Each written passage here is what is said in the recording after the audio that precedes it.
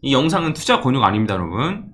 영상에서 드리는 모든 내용은 개인적인 의견과 시장 해석일 뿐이며 투자 판단과 책임은 본인에게 있습니다. 네, 안녕하세요. 퍼즈입니다. 옆에는 네, 안녕하세요. 배우 손지영입니다. 급하게 좀 촬영하느라고 여기 지영이가 이제 강의하는 곳이죠.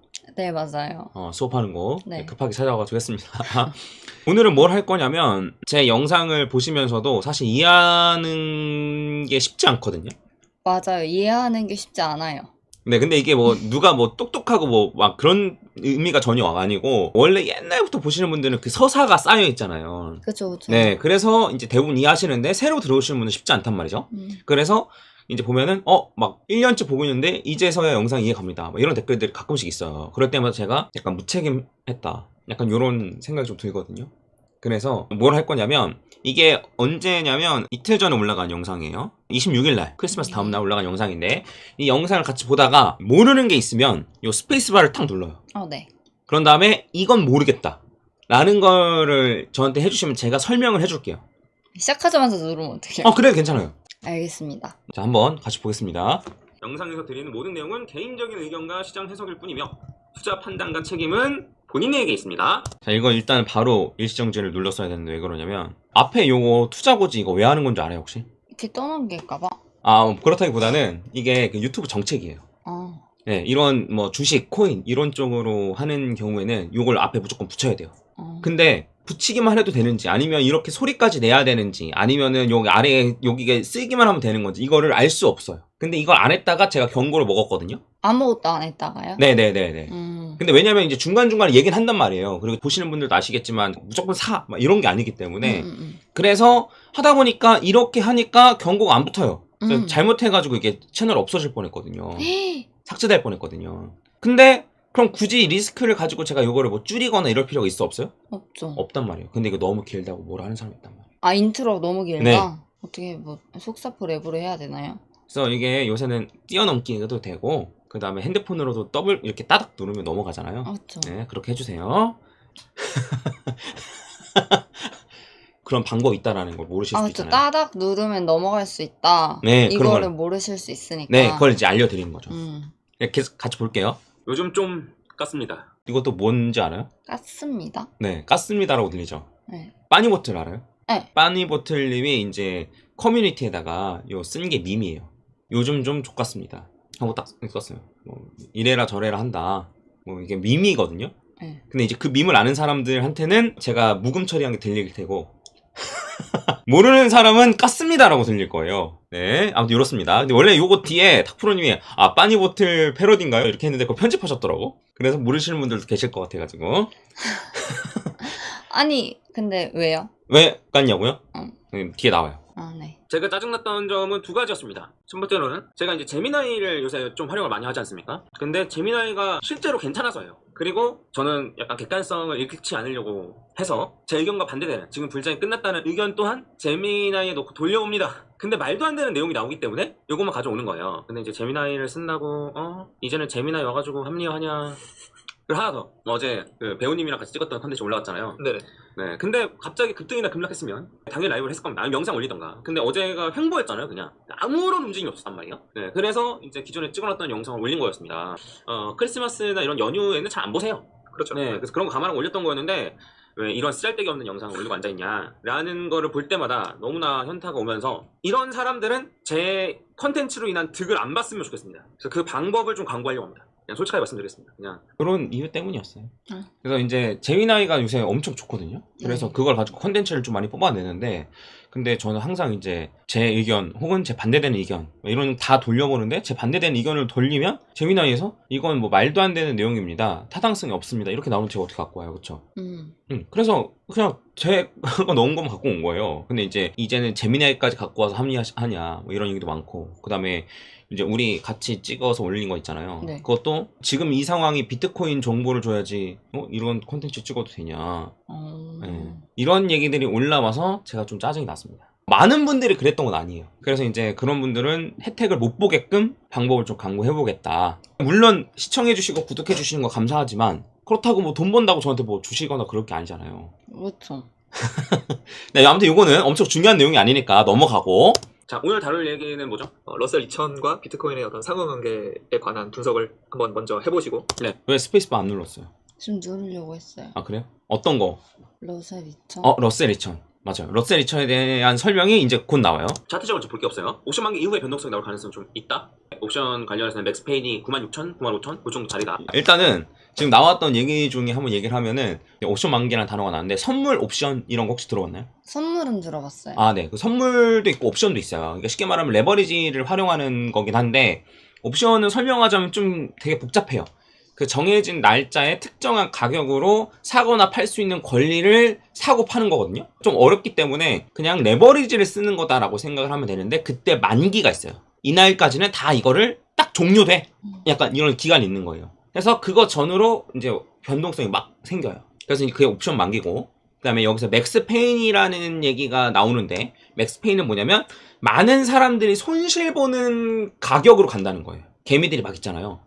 그러면 예를 들어 뭐 지금 96,000달러까지 가면은 최고로 많은 사람들이 손실을 봐. 그럼 그 가격으로 따라간다 라는 이론이 있는데 그게 이제 맥스페인 이론이에요. 그래서 이제 요거는 제 채널에서 많이 안 다룬 거긴 한데 옵션이랑 맥스페인 요런 건 나중에 한번 다시 시간 내서 말씀드릴 건데 결론은 뭐였냐면 요 옵션 만기로 인해서 비트코인의 가격이 특정 가격대에 약간 묶여 있다. 요런 얘기를 한 거였습니다. 네. 네. 일단 요 정도만 하고 네.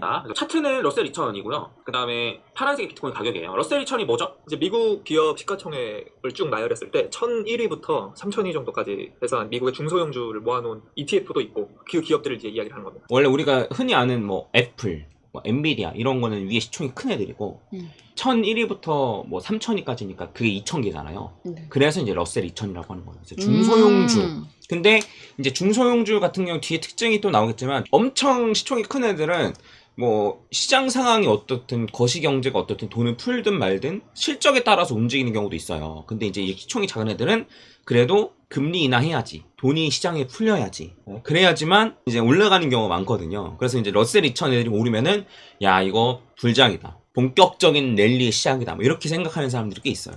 그래서 그게 이제 러셀 2000 미국 주식 중에 네. 러셀 2000이 오르면은 돈이 그냥 저 밑바닥까지 흘렀다. 약간 이렇게 파악을 하는 경우가 많단 말이에요. 그래서 X나 이런 데서 돌아다니고 있는 거 뭐냐면 러셀 2000이 조정을 받는 게 우선이에요. 그런 다음에 돌파를 했을 때 이때부터 비트코인이 오르기 시작하더라고요. 이렇게. 네. 여기 파란색이 비트코인, 요 아래가 이제 러셀 2000이에요. 그래서 이제 설명을 좀 해주면은 여기가 이제 러셀 2000이 딱 요 직전에 있었던 요 고점을 뚫고 올라왔잖아요. 그때 이게 시기가 똑같거든요. 똑같은 시기거든요. 이게 그때부터 비트코인이 본격적으로 올랐다 이거예요. 네, 이거 계속 볼게요. 여기서 조정을 받고 돌파를 했을 때 이때부터 비트코인이 본격적으로 오르기 시작하더라. 그 다음에 얘도 조정을 받고 재차 고점 돌파한 게 이때죠. 이때면 여기잖아요. 이때부터 본격적으로 돌파하기 시작하더라. 근데 최근에 이걸 돌파했어. 이거가 월봉이거든요. 그래서 여기까지만 됐을 때만 해도 좀 애매했다라는 거죠. 그러니까 요건 봉은 진행 중이고 여기는 지금 꼬리를 달고 못 넘겨줬고 지난달에 딱 넘겨준 거예요. 네, 그래서 이거 이렇게 해서 추가적으로 올라가게 된다면 그러면 본격적으로 비트코인이 이렇게 올라가는 것이 아니냐라는 얘기가 여기서 돌고 있습니다. 그래서 요거에 대해서 한번 살펴보려고 합니다. 여기까지 이해 갔죠? 네. 네. 리서치를 그러니까 이게 재민이한테 물어본 거예요. 이게 진짜 말이 되는 거야? 그렇다면 왜 말이 되는 거야? 비트코인이랑 무슨 상관관계가 있길래? 무슨 관련이 있길래? 안 그러면 이게 우연히 맞은 거야? 뭐 이런 걸 한번 검증을 해달라는 거죠. 쉽게 말하면. 그래서 지금 비트코인이 올라가는 게 아니겠냐 뭐 이런 얘기가 있는데 그래서 관련해가지고 좀 얘기를 해보겠습니다. 요 리포트에는 틀린 자료들도 있는데 틀린 자료들까지 같이 말씀드리면서 해보겠습니다. 러셀 2000이 월봉 기준으로 최고치 경신할 때마다 비트코인도 폭발적으로 상승했는데 그게 맞는 얘기냐. 그래서 2010년부터 한번 비교해보겠다. 그래서 러셀 2000 지수는 위험 선호로 간주된다는 거예요. 그러니까 위험 선호를 하는 사람들이 러셀 2000을 산다는 거예요. M7이나 뭐 안 그러면 M7은 이제 시총 상위 7개의 기업을 얘기해요. 뭐 애플, 엔비디아, 뭐 구글, 마이크로소프트, 그다음에 메타가 페이스북이에요. 인스타그램. 그다음에 테슬라. 걔네들은 상대적으로 사람들이 생각하기에 안전하다 이거야. 근데 러셀 2000 같은 경우에는 야 그런 거 해서 언제 돈 버냐? 네, 그런 사람들이 러셀 2000 약간 시총 작은 애들이니까 그런 사람들이 러셀 2000 산다는 거예요. 그래서 이제 러셀 2000은 위험 선호. 네, 위험 선호의 지표로 간주돼야 된다. 사람들이 지금 이제 위험을 선호한다. 약간 요런 걸로 간주된다는 거예요. S&P나 다우 뭐 이런 거는 정말 안정적인 걸 원하는 사람들이 투자를 하고 러셀 2000 같은 경우에는 진짜 위험한 거. 뭐 코인 시장 같으면은 탈중앙화 거래소가 덱스 맞죠? 네, 덱스에서 거래되는 약간 이런 거를 선호하는 것처럼 방금 얘기한 탈중앙화에서 거래되는 덱스 이런 게 뭔 소리냐면 우리가 거래소 뭐 써요? 코인 거래소? 업비트요. 업비트 쓰잖아요. 근데 이제 업비트에 상장된 코인은 거기서 거래할 수 있는 코인은 그나마 메이저 코인이라는 거예요. 그나마 좀 유명한 코인이라는 거예요. 근데 그런데 상장되어 있지 않은 코인들도 많을 거 아니에요. 그쵸. 네, 그런 애들은 덱스라는 요 탈중앙화 거래소에서 거래되거든요. 그래서 그런 코인처럼 이런 뜻이었던 그 거예요. 정도예요? 아무도 모르는 종목들이 많으니까요. 그래서 러셀 2000 할 땐 일반적으로 개별 종목으로는 거의 매매를 잘 안 하고 뭐 ETF나 뭐 묶여있는 약간 이런 걸로 좀 매매를 하게 됩니다. 네. 계속 볼게요. 근데 이제 두 자산의 뭐 비슷한 점이라고 한다면 얘는 이런 걸 얘기한 거예요. 자본 비용과 유동성 민감도. 그래서 러셀 2000 같은 경우에도 당연히 밸류에이션이 중요하지만 아무래도 M7이나 이런 것들보다는 돈이 풀리면 확 오르고 돈이 풀리지 않으면 꺼지고 이러한 현상들이 반복된다면 당연하죠. 근데 왜냐면 돈이 없어도 일부 진짜 대형주 같은 경우에는 실적이 잘 나오면 팍팍 가는 경우가 있습니다. 물론 대형주 같은 경우에도 돈이 없으면 실적이 잘 나와도 막 떨어지는 게 있기는 하겠지만 아무래도 그런 경향이 강하고 그 다음에 러셀 2000이나 이런 잡주 같은 경우에는 아무리 실적이 잘 나오거나 한다 하더라도 시장 자체에 돈이 풀리거나 그러지 않으면은 상대적으로 오르지 못하는 경우가 많고 반대로 실적이고 뭐고 상관없이 돈이 풀리면 팍팍 오르는 경우가 많다는 거예요. 그리고 코인도 마찬가지거든요. 코인도 보면 코인에 뭐 호재가 있어서 오른다기보다는 비트코인이 오르고 다 같이 불장이니까 올라. 약간 이런 게 많은 것처럼 러셀 2000 같은 경우에도 그 회사의 실적도 물론 어느 정도는 뭐 영향이 있을 수 있겠지만 실적이 안 좋아도 막 돈이 막 풀려? 시장이 다 같이 좋아? 다 같이 오르고. 약간 이런 경향이 많다라는 거죠. 그리고 이거는 어쨌든 실적이라는 게 없다시피 한 비트코인에도 똑같이 적용이 가능합니다. 그래서 그런 측면에서 좀 비슷하게 볼 수 있다. 그래서 두 자산 모두 달러 유동성의 팽창이라는 동일한 연료를 사용한다.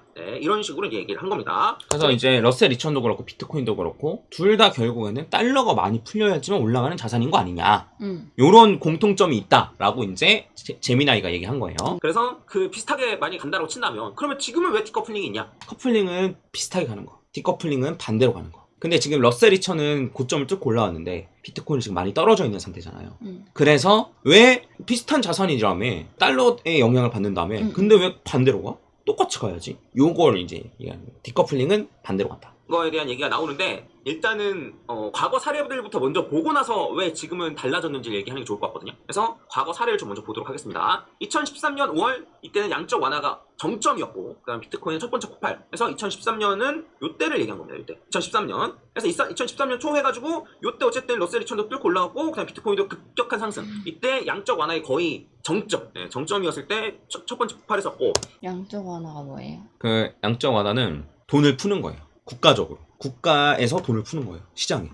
그걸 양적 완화. 그 다음에 돈을 걷어들이기도 하거든요. 그거는 이제 긴축. 이제 시장에 돈을 많이 풀면 돈의 가치는 떨어져요. 그쵸. 네, 그러니까 이제 자산의 가치는 올라간단 말이죠. 그래서 돈을 많이 푸는 그 절정기였기 때문에 그때가 이제 2013년 요때였다는 거예요. 네. 그 다음에 2016년 11월에 트럼프 랠리와 2017년 강세장의 서막 해가지고 2017년 비트코인 오른 거 다들 아실 테고 이때도 도널드 트럼프가 당선된 직후에 감세와 규제에 관한 기대감으로 러셀 2000이 올라갔고 그 다음에 비트코인도 올라갔다. 그리고 러셀 2000 같은 경우에는 길고 긴 횡보장을 끝내는 요 길고 긴 횡보장을 끝내는 신호였다 라고 이제 얘기를 하는 거예요. 그리고 여기서 2018년 8월 이때는 가설의 붕괴라고 나오는데 이거는 제미나이가 이제 제가 하는 말을 제대로 못 알아들은 것 같아요. 2018년이면은 요때를 얘기한 겁니다. 근데 이때 같은 경우에는 뭐냐면 월봉으로 보면 고점을 갱신하긴 했는데 근데 제가 생각한 건 조정을 받고 나서 고점을 돌파하는 케이스거든요. 그래서 요 케이스를 발레라고 가져왔지만 제가 말하는 케이스는 요 케이스에 해당되지 않습니다. 요걸 제외하는 거예요. 제가 제 맘대로 제외하는 게 아니에요. 제가 애초에 가져간 게 그거였어요. 그리고 2020년 같은 경우에는 코로나 이후에 이제 러셀 2000 같은 경우에도 돈이 풀리가 팍 올라갔고 그 다음에 비트코인 같은 경우도 팍 올라갔다. 그래서 역사적 데이터를 종합해봤을 때 러셀 2000의 신고가 경신이 비트코인 폭등으로 이어지기 위한 필수 조건은 완화적인 통화 정책 이미 명확해졌다. 그러면 내년에 완화적인 아까 말했던 양적 완화 네. 같은 완화적인 통화 정책. 그러니까 쉽게 말하면 시장에 돈을 풀는 요런 정책이 전제가 되어야지만 러셀 2000이 딱 신고가 뚫고 넘어갔을 때 비트코인도 같이 오른다. 요런 얘기예요. 그럼 이제 우리가 내년에 완화적인 정책을 할지 안 할지 이건 우리나라가 하는 건 의미 없고 미국이 해야 되는 거거든요. 네. 그걸 파악하면 된다. 요런 얘기인 겁니다. 내년에 금리 인하를 할 것이냐 얼마나 할 것이냐 금리 인하를 하면은 돈을 푸는 효과를 냅니다. 왠지 혹시 알아요? 금리 인하를 하면 네. 사람들이 대출 더 많이 받잖아요. 맞아요. 이제 그 금리 인하를 하면 사람들이 대출 더 많이 받아서 시장에는 돈이 더 많이 풀려 있는 거죠. 이렇게도 생각할 수 있고 어떻게 생각할 수 있냐면 그 금리를 인하한다는 게 결국에는 이자가 싸진다는 거잖아요. 그러면 어차피 그걸 은행에 넣어봐야 별로 먹을 게 없어. 은행에 넣은 것도 이제 뺀다 이거야. 그래서 돈이 풀린다. 이렇게 생각하면 돼요. 오, 네. 얼마나 많이 할 것이냐 요거에 따라서 비트코인으로 그대로 옮겨가는지 아닌지도 한번 생각을 해볼 수 있겠죠. 그래서 이제 얘도 얘기하는 거 2018년은 아까 그 케이스가 아니긴 한데 2018년이 아닌 2020년과 오히려 지금이 더 유사해 보인다. 그래서 2020년에 돈이 풀리는 것과 마찬가지로 지금도 금리 인하를 하기 시작을 했고 그리고 금리 인하를 몇 번 더 할 가능성이 높고 이런 걸 따져봤을 때는 2020년과 지금이 좀 확률이 높다. 근데 지금은 러셀은 올라가는데 비트코인 왜 요 정도에 있냐 라고 했을 때 아주 재미있는 얘기를 얘가 했는데 뭐냐면 이거는 오히려 비트코인이 키 맞추기라는 거다. 키 맞추기라는 건 뭐냐면요. 원래 러셀이랑 비트코인이랑 비슷하게 가야 되잖아요. 근데 예를 들면 특정한 자산이 올랐어. 그러면 키 맞추기 한다는 건 뭐냐면 얘가 올라서 비슷해지거나 안 그럼 얘가 떨어져서 비슷해지거나 이걸 이제 키 맞추기 한다라고 표현해요. 그래서 이제 그 지금은 러셀 2000은 지금 올라가고 있는데 비트코인 떨어지고 있잖아요. 근데 이제 여기서 얘기했던 건 뭐냐면 오히려 비트코인이 너무 많이 올랐던 거다. 네, 그래서 비트코인이 떨어지면서 키 맞추기를 했다. 그러면서 이제 어쨌든 러셀 2000이 고점 뚫고 올라갔으니 비트코인이 다시 올라간다 라는 얘기도 있고 아니면 러셀 2000 올라갔는데 비트코인이 떨어지고 있으니까 비트코인이 올라서 맞춘다. 근데 결과적으로는 똑같은 얘기예요. 네, 요렇다는 얘기가 있고 요런 얘기예요. 자 뭐냐면 자 러셀 2000이 고점 대비 고점을 돌파할 때 있잖아요. 이때 보시면 아시겠지만 비트코인도 고점 대비 고점을 돌파하는 시기랑 거의 유사해요. 그쵸? 확인되나요? 네. 얘도 여기를 돌파할 때 고점을 돌파까지는 안 했지만 요 고점을 돌파하는 시기랑 거의 엇비슷하단 말이에요. 직전 고점이랑. 얘도 마찬가지로 여기가 요 직전 고점이랑 거의 엇비슷하단 말이죠. 그쵸? 그래서 오히려 비트코인이 앞서 나간 거다. 비트코인이 앞서 나간 다음에 지금 여기에 키 맞추기 직전 있었던 비트코인 고점 근처까지 내려온 거다. 오히려 비트코인이 먼저 올랐기 때문에 지금 키 맞추기를 한 거다 라는 얘기도 있고 아니면 곧 키 맞추기를 한다는 얘기도 있고 그래서 비트코인이 떨어진 이유 같은 경우에는 뭐 ETF에서 자금이 흘러나가고 기관들이 포트폴리오 뭐 재정비하고 뭐 이런 식으로 어쨌든 뭐 얘기 재미나이는 이제 리포트로 얘기하긴 했는데 뭐 제 생각에는 어쨌든 단기적으로 유동성이 좀 말라붙었기 때문에 인 거라고 생각하고 근데 단기적으로 말라붙은 유동성이 아 이제는 풀리는구나 라는 거에 대한 신호탄으로 얘를 생각해 볼 수 있다는 거죠. 러셀 2000을 생각해 볼 수 있다는 거죠. 그래서 유동성이 말라붙은 게 끝났구나 라는 거를 러셀 2000을 통해서 확인해 볼 수 있었고 단기적으로 유동성에 말라붙은 것 같은 경우에는 미국 시장에서도 나온 얘기였거든요. 그래서 시장에 일단 돈이 말라붙은 것 같다. 근데 이제 러셀 2000까지 올라? 그러면 확실히 이제 풀린 것 같은데? 라는 식으로 이제 사람들이 생각을 한다는 거야. 풀린 것 같다고요? 그러니까 이제 쉽게 말하면 뭐 소주잔이나 와인잔 이런 거 딱 탑으로 세워놓고 위에서 쫄쫄쫄쫄 술 따르면 이렇게 넘치고 떨어지고 하잖아요. 그런 것처럼 근데 이 위에 있는 그 M7이니 뭐 이런 주요한 애들이 먼저 물을 담아. 그런 다음에 요 러셀 2000은 요 아래 있어. 쉽게 말하면 위에 따르는 술이 돈인 건데 돈이 별로 없으면 위에만 차고 아래는 안 와. 근데 돈이 막 넘쳐 물이 넘치면 여기 넘치고 넘쳐서 아래까지 오잖아요. 그렇죠. 그래서 러셀 2000이 아래에 있는 애들이야 이거야. 그러니까 러셀 2000까지 올랐으니까 아 이거 충분히 돈이 많이 흘러내렸구나. 약간 이렇게 사람들이 생각을 한다는 거죠.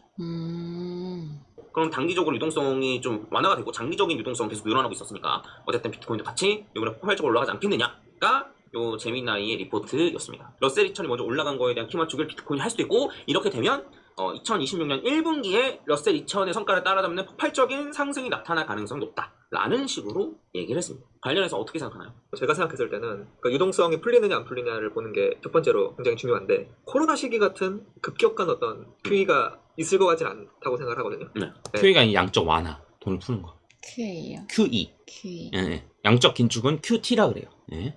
부분적인 어떤 유동성 상승가 될 가능성이 높은데 그러면 이제 자산 중에 선택받아서 이제 올라갈 수가 있는 거고 아니면은 전체적으로 올라갈 수도 있는 건데 이제 그런 어떤 심리를 볼 때 러셀 2000의 지수를 좀 활용할 수 있을 것 같다는 생각이 들어요. 저도 동의하는 게 그러니까 러셀 2000까지 오르면 돈은 충분하다. 그렇죠. 맞다. 이렇게 받아들일 수 있을 것 같아요. 네. 그래서 러셀 2000이 죽쓰고 있으면은 야 위험 자산, 그러니까 베타 값이 높은, 그러니까 이제 요 민감도가 높은 자산, 높은 베타를 가진 자산이 민감도가 높은 자산이라고 생각하시면 편하거든요. 이게 뭐냐면 이게 쉽게 말하면 그러니까 비트코인이 올라가면 알트코인이 더 많이 올라가고 비트코인 떨어지고 알트코인 더 많이 떨어지고 이렇잖아요. 일반적으로 이제 시총 작은 애들은 뭐 비트코인 올라갈 때 비트코인이 더 많이 올라가고 떨어질 땐 더 많이 떨어지고. 근데 이제 그러한 애들이 베타 값이 높다라고 표현해요. 그러니까 민감도가 너무 이렇게 크다.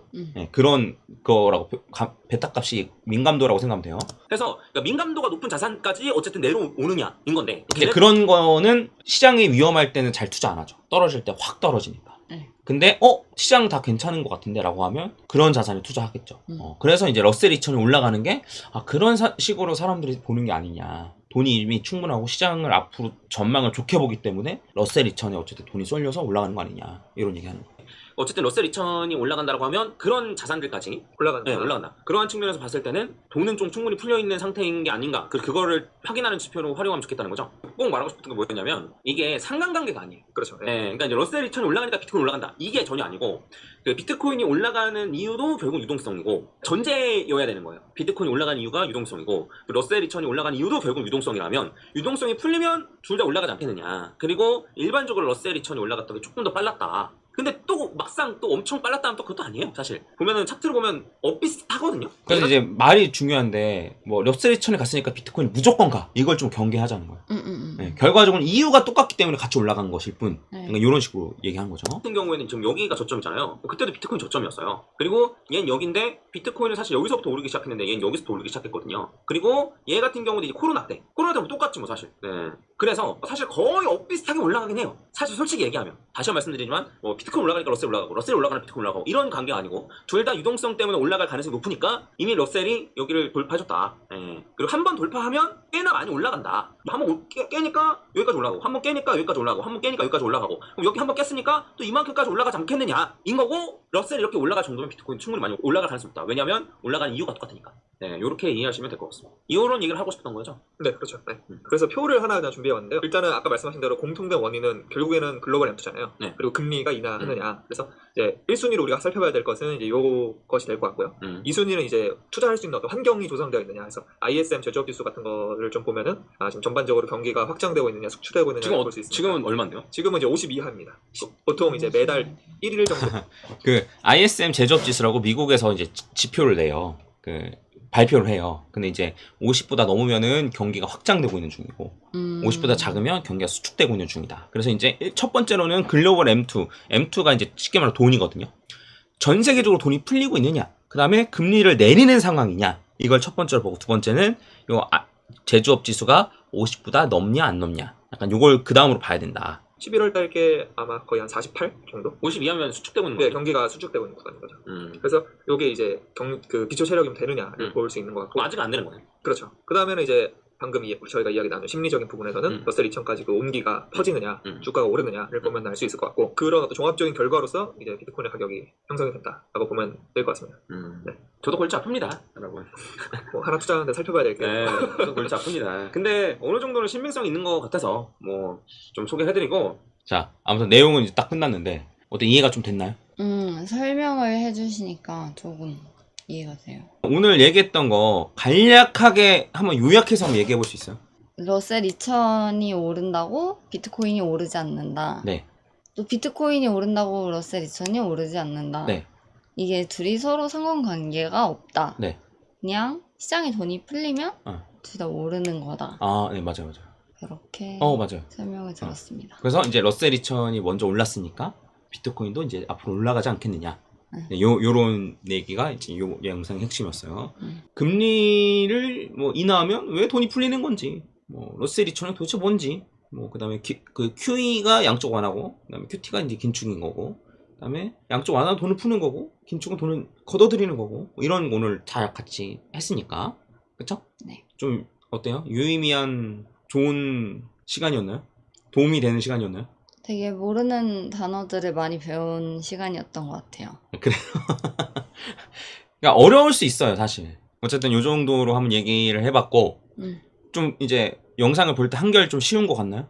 쉬울 것 같나요? 다른 영상은 다른 얘기잖아요. 맞아요. 뭐 어렵죠. 네, 그럼 제가 이제 다음번에는 미리 이 영상을 다룰 거다라고 알려줄게요. 그러면 모르는 단어 적어오면 좋을 것 같아요. 네. 네, 해서 요런 식의 이 콘텐츠도 어쨌든 한번 진행을 꾸준히 한번 해볼 테니까, 모르는 단어나 이런 게 있으시면 댓글에 달아주시면, 사람들이 이거 많이 모르던데요. 그렇게 아마 해주실 거니까 네, DM 보내지 마시고. 이거 설명해 주세요. 뭐 이런 식으로 DM 보낼 수도 있거든요. 그러면 이제 웬만하면 무시하시고. 아, 네. 아, 왜냐면 제가 설명을 잘못했다가 큰일 날 수 있으니까. 네네네. 네. 해서 이 정도로 하고 마무리를 짓도록 하겠습니다. 네. 화이팅하고 마무리할까요? 네. 하나, 둘, 셋. 화이팅! 화이팅! 네, 여러분 안녕. 어때요? 좀 너무 어려웠죠? 너무 어려워요. 저 이거 한 번도 안 눌렀죠? 누를 틈이 없이 네. 약간 하다가 그냥 지나가는 거예요. 맞아요. 이게 좀 어려운 내용이긴 했어요. 다음에는 조금 더 쉬운 내용으로 갖고 와서 이게 한번. 한국말인가? 약간 외계어 같고. 자기들끼리 암호를 만든 것 같은데 소외감도 느끼고. 다음에는 조금 더 약간 쉬운 걸로 해볼게요. 왜냐면 전 차트로 하는 게 오히려 어렵지 않나 생각했거든요. 차트가 막 너무 어려운 게 많을까 생각해서 이제 이런 거 갖고 왔는데 생각해보니까 오늘 내용을 나도 보니까 쉽지 않더라고. 그러니까 다음에 조금 더 쉬운 내용으로 갖고 와서 한번 해봐요. 알겠죠? 기봉이 봉 들고 있는 거 막 이런 거. 기영이 뭐 이런 거? 기영이 머리 이런 거? 네. 뭐 그런 것도 괜찮고. 그래서 같이 어떤 영상 보면 좋을지 제가 여기 영상에 댓글에 달아둘게요. 그러니까 이제 네. 공부하는 차원에서 어떤 거 같이 보면 좋은지 해서 공부하실 분들은 이번 기회를 놓치지 말고. 녹화되는 거 알고 있었어요? 네. 좀 어려웠다라는 아, 네. 의견을 좀 주셨습니다. 다음엔 조금 더 쉬운 걸로 가져오도록 할게요. 안녕.